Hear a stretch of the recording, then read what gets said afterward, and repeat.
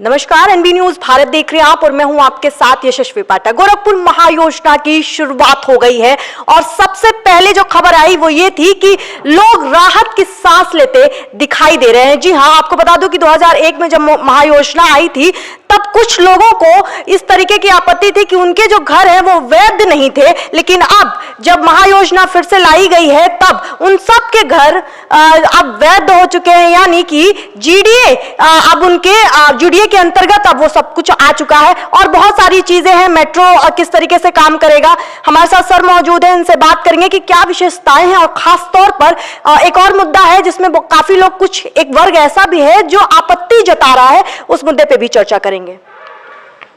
जी बहुत सारी विशेषताएं कही जा रही है। पहले राहत के सांस की बात करते हैं, काफी लोग बड़े खुश नजर आ रहे हैं, उनके बारे में बताइए। जो 2001 महायोजना गोरखपुर की लागू हुई थी उसमें जो ग्रीन एरियाज़ थे उनको 2021 में हम लोगों ने शर्त के साथ रेजिडेंशियल किया था, क्योंकि वहाँ पे बिल्टअप हो गया था। तो इस महायोजना में भी उनका लैंड यूज़ जो है रेजिडेंशियल रखा गया है, क्योंकि अभी तक वहाँ पर अवैध कॉलोनी की तरह जीडीए कार्रवाई कर रहा था, लेकिन अब हमने रेजिडेंशियल उसको किया है इस शर्त के साथ कि एक हम लोग पॉलिसी बनाएंगे कि कैसे उनको हम लोग रेगुलराइज कर सकते हैं। तो एटलीस्ट आज के मास्टर प्लान में वो सब जो बिल्टअप एरिया हैं, पुराने शहर के बनी हुई कॉलोनीज़ हैं, वो एक तरह से रेगुलराइजेशन की तरफ आगे बढ़ सकेंगी। एक अगर एरिया के आपने कहा कि वैध हो चुका है, सब कुछ पॉलिसीज हैं, लेकिन अब अगर बात करूं मेडिकल की तरफ जाती हूं, झारखंडी जो एरिया है वहां के लोग कुछ आपत्ति जता रहे हैं, उस पर क्या कहना होगा? ये भी 2001 के मास्टर प्लान में हमारा एक ग्रीन एरिया था और इसमें से कुछ पार्ट जो 2021 की जब महायोजना बनी उसको रेसिडेंशियल किया गया था, लेकिन कुछ पार्ट अभी भी ग्रीन था, क्योंकि जब भी महायोजना बनती है ग्रीन का भी एक मानक होता है, हमें 15% ग्रीन एरिया भी मेंटेन करना होता है। तो शहर के कई हिस्सों में जहाँ पर ग्रीन बेल्ट लगी है, संभव है कि मौके पर ग्रीन बेल्ट के रूप में वो रक्षित ना हो, लेकिन मास्टर प्लान की सैंक्टिटी मेंटेन करने के लिए और ग्रीन बेल्ट्स की सैंक्टिटी मेंटेन करने के लिए ये आवश्यक है कि हम उचित प्रावधान करें, क्योंकि बहुत बिल्टअप वाला शहर फिर वेल प्लान्ड नहीं कहा जा सकता है और इसीलिए ये ग्रीन एरियाज़ को रखा गया है।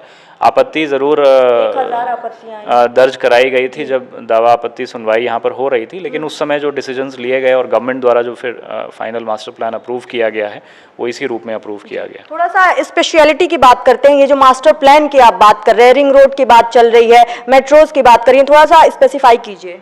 जो हम लोगों ने हाईवेज़ हैं हमारे जो शहर के बाहर कनेक्ट करने वाले रिंग रोड्स हैं, या मेट्रो का जो अलाइनमेंट पहले से यहाँ पे तय है, डीपीआर लगभग 2019 में बनी थी इसकी, इन सभी जोन्स को ही एसिमुलेट करके मास्टर प्लान में लगाया गया है कि कल को ये बड़ी परियोजनाएं जब मौके पे उतरेंगी, क्रियान्वित होंगी, तो वहाँ पर ऑलरेडी हमारा लैंड यूज़ लगा रहे। तो मेट्रो का भी लाइट मेट्रो का जो 2 अलाइनमेंट्स, 2 रूट्स हैं हमारे, उन दोनों के अलॉन्ग हम लोगों ने कमर्शियल डेवलपमेंट के लिए प्रावधान किया है। इसी तरह जो हाईवे जोन्स हैं, हाईवे फैसिलिटी जोन्स बनाए हैं ताकि वहाँ पर जो आवागमन शुरू होगा पैसेंजर्स का एक समय के बाद, तो वहाँ पर रेस्टोरेंट्स या इस तरह की फैसिलिटीज़ आ सके। अगर मैं बात करती हूँ मेट्रो की, तो कौन कौन से एरिया होंगे? आपने कहा 2 जगह पे कहा जा रहा है कि मेडिकल, खजांची और गोलघर। इसका अलाइनमेंट पहले से तय है। एक जो हमारा मोहद्दीपुर साइड से जो मेट्रो गुजर रही है और टोटल मुझे लगता है 8 किलोमीटर के करीब इसका स्ट्रेच रहेगा दोनों लाइंस का, लेकिन अभी फाइनल अप्रूवल स्टेज में है, तो उम्मीद है कि जल्दी सेंट्रल गवर्नमेंट से इसका हमें अप्रूवल। मार्केट भी आसपास ही होगा मेट्रो? बिल्कुल बिल्कुल, कमर्शियल डेवलपमेंट्स के लिए हमने प्रावधान। एक आखिरी सवाल आपसे पूछना चाहती हूँ, एक खबर आ रही थी अभी कि सोनौली की तरफ जो गाँव है उनकी जो भूमि आप ले रहे हैं वो कम दामों में कहा जा रहा है कि ले रहे हैं और गाँव वाले काफी नाराज नजर आ रहे हैं। अभी कोई भी रेट्स फिक्स नहीं हुए हैं, बातचीत की जा रही है और प्रयास ये है कि आपसी सहमति से ही हम ज़मीन खरीदें, एक्विजिशन की कार्रवाई ना करनी पड़े। तो अभी कोई भी रेट तय नहीं हुआ है और हम प्रयास करेंगे कि सबकी बात सुनते हुए जो भी लीगली बेस्ट पॉसिबल है हम लोग उससे आगे बढ़ेंगे।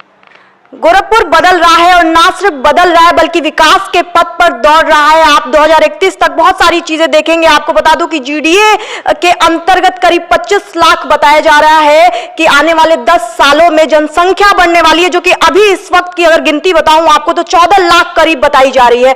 गोरखपुर अब खासतौर पर सेंट्रल गवर्नमेंट की बात करती हूँ, डबल इंजन की सरकार है ये, लगातार गोरखपुर पर ध्यान दिया जा रहा है और अब मेट्रो जब आ जाएगी तो किस तरीके से आगे ये मामला बढ़ेगा, गोरखपुर विस्तार कैसे करेगा, ये सब कुछ दिखाएंगे। बने रहिए एनबी भारत के साथ। मैं थी आपके साथ यशस्वी पाठक।